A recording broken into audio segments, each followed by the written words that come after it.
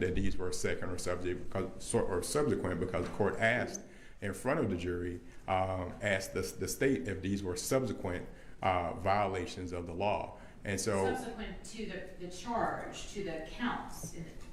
Well, I asked if count 4 was subsequent to count 3 and count 5 was subsequent to count 3 and 4. That was what I asked. Well, the way the indictment reads and the way the state has it is it constitutes a second or subsequent violation of this law. And so if the state intends to argue that a violation of the law is based on an accusation, then I'm not sure what's the purpose of having, criminal law trials.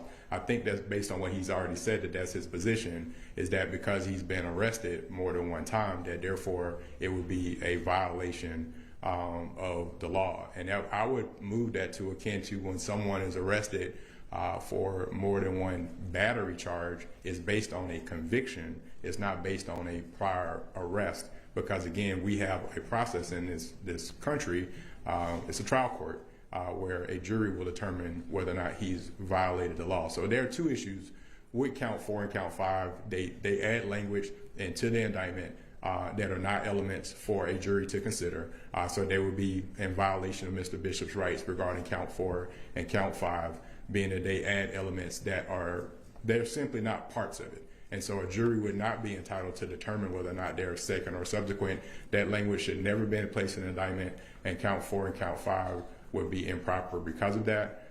But I would also add count 3, count 4, and count 5 are all issues because, again, they don't place Mr. Bishop on notice of how he allegedly caused it. And when you look at OCGA 16-11-90 B1, in this statute, the way the statute reads is a person violates this if he or she, knowing the content of a transmission or post, knowingly and without the consent of the depicted person, electrically does that. And so in that section, it doesn't say cause under B1A. All right, hold on. Electronically transmits or posts. Right. So it would have to fall under B2. That's what I'm saying. It cannot be B1. Oh, I see what you're saying. Causes the electronic transmission or posting. Okay. Right. And so that would have to fall under B2. That's where you see the language. They cannot argue it under B1. So it would have to literally fall under B2A. And again, looking at section... well, it just says section B. It doesn't say... Well, I mean, if that's the case, then...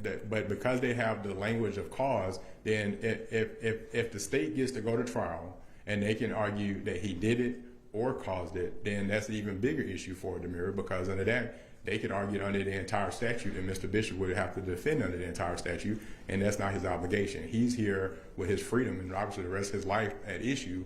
He would be entitled to know what code section the state is going to move under in order to effectively defend it. Are they going to argue as they've written in the indictment that he caused it, and if he did cause it, how did he cause it? Or are they going to argue that he posted it himself? And if that's the case, then their indictment is flawed just in that aspect. So whether or not they're moving under B1A or B2A, if they're alleging misdemeanors, then they would have to allege it under B1B or B2B, because that's the only misdemeanor section for that. That's not what they've alleged. They've alleged what would be under B2A, because to post to this social media website, it's to a website, is exactly what they've listed.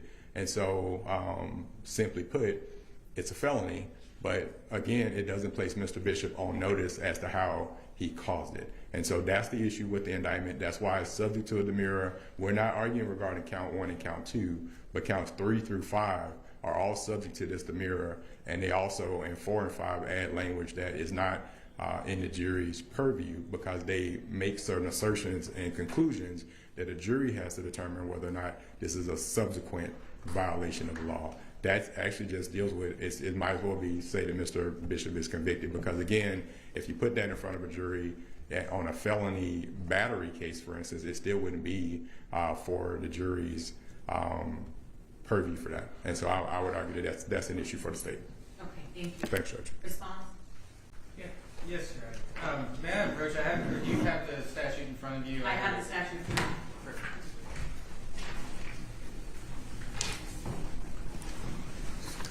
All right, so First things first, the cause issue. I'm sure the court knows the case law around special demurrers, but Wyatt from the Georgia Court of Appeals, State versus Wyatt from 2014 is 295 Georgia 257. 295 Georgia 257 from 2014. That's sort of the case that is always cited to. The true test of the sufficiency of an indictment to withstand a special demurrer is not whether it could have been made more definite and certain, but rather whether it alleges the underlying facts with enough detail to sufficiently apprise the defendant of what he must be prepared to meet. In this case, we have the date, the length of the video, who is depicted in the video. In Moore versus the State from Georgia Court of Appeals from 2023-54, Georgia Appeals 145, an indictment charging a violation of a statutory offense shall be deemed sufficiently technical and correct if it describes the offense in the language of the statute or so plainly that the nature of the offense may be easily understood by the jury. An indictment comports with constitutional due process and is sufficient to withstand a special demurrer if it contains the elements of the offense charge, sufficiently informs the defendant of what he must be prepared to defend against, and in the event of another prosecution for the same offense, enables the defendant to accurately determine whether he may plead former conviction or acquittal. In that case, counts 1 and 2 tracked the language of the applicable statutes, alleged all of the elements of the offenses charged. But he's only raising the demurrer as to counts 3. Right, I'm sorry, I was quoting from the Moore case, okay. where in that case, Mr. Moore was raising an issue with counts 1 and 2. I think, and I'll be brief, but I think one of the most, or a relevant case to this is a recent case from the Supreme Court, Eubanks versus State. That's 317 Georgia 563. Miss Eubanks